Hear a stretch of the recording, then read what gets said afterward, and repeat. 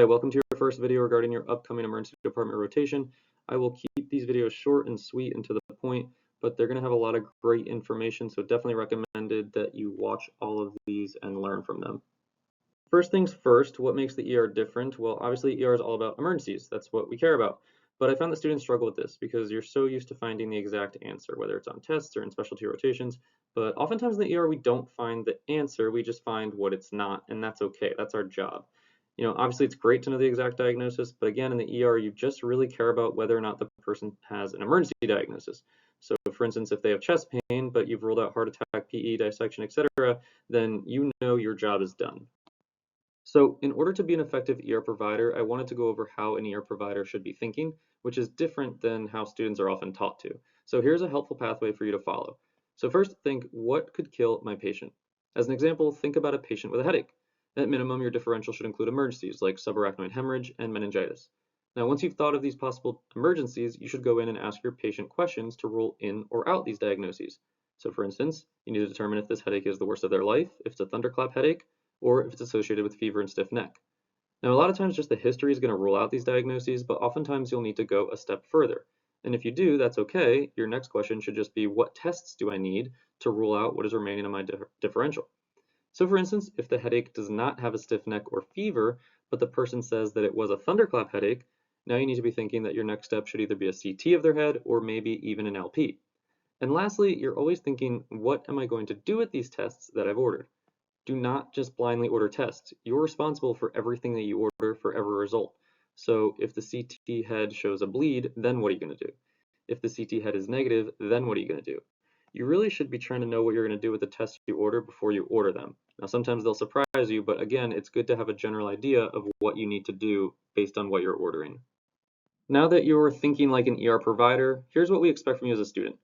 So no matter what patient you're about to see, I always want you to come up with at least 3 possible emergencies before you see the patient. This will help train your brain to think worst first and also help with your general differential, which a lot of students do struggle with.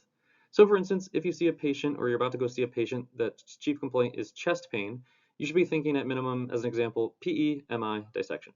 Some complaints are obviously going to be a lot easier or harder than others, but it's always good to get in the habit. So as a hard example, toe pain could be an emergency, right? Maybe osteomyelitis, maybe an open fracture, maybe septic emboli.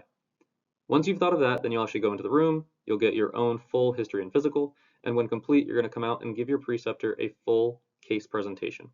We expect that in addition to relaying your H&P, you're also going to give us your proposed workup and treatment plan, which will help you get you thinking like an actual provider and not just a shadowing student. And then lastly, we want you to come up with the disposition. Do you want to admit the patient? Do you want to discharge them?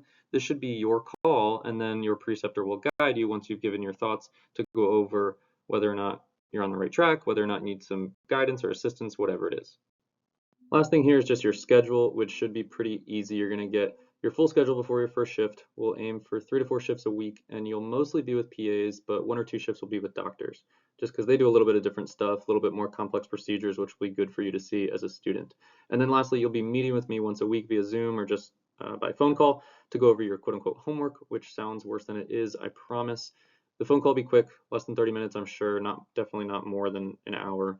And we'll go through your cases or any questions you have. So first week, you'll have to give me a couple case presentations orally, and then second week, you'll have a few cases to chart on, and then lastly, you'll give a quote-unquote final presentation, which again, will be a lot easier than it sounds. It's just going to pick one core diagnosis and basically give me the lowdown on it. So for instance, DKA, MI, how to work it up, how to diagnose it, how to treat it, all that type of stuff.